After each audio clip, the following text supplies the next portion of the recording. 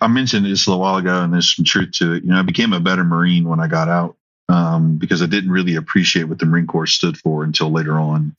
There's one thing I'd have to say. When I stand on the stage and spoke around the world, and I've always said, people don't get out of Verizon for 30 years and put the tattoo on their arm.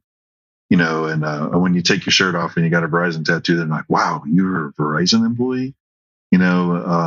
Something to be said about the 200 plus years of tradition of the Marine Corps and the opportunity to earn it, and never losing a battle, and to be part of that number one unit, and to learn to do a lot with a little, because that's what really life is. I think the Marine Corps really prepares you for real life, because real life is exactly that. It's not supported like any other branch. You got to remember, you're like an NFL athlete.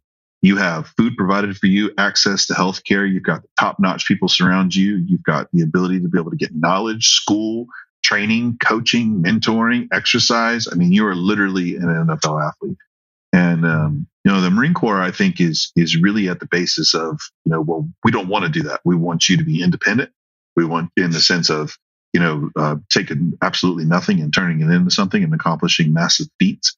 And I think when you get into transition to the real world, that's what the real world is. The real world is very individualistic. There's no support, no friends, and you have absolutely never any money.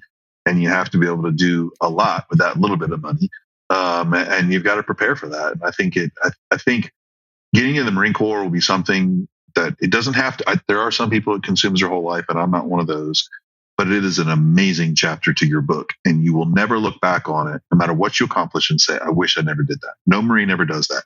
No matter how many times I've worked with homeless people down on the luck, anything. The one thing I will say that has brought them back is when I always say, maybe you're not where you were today, but you accomplished something that most never will.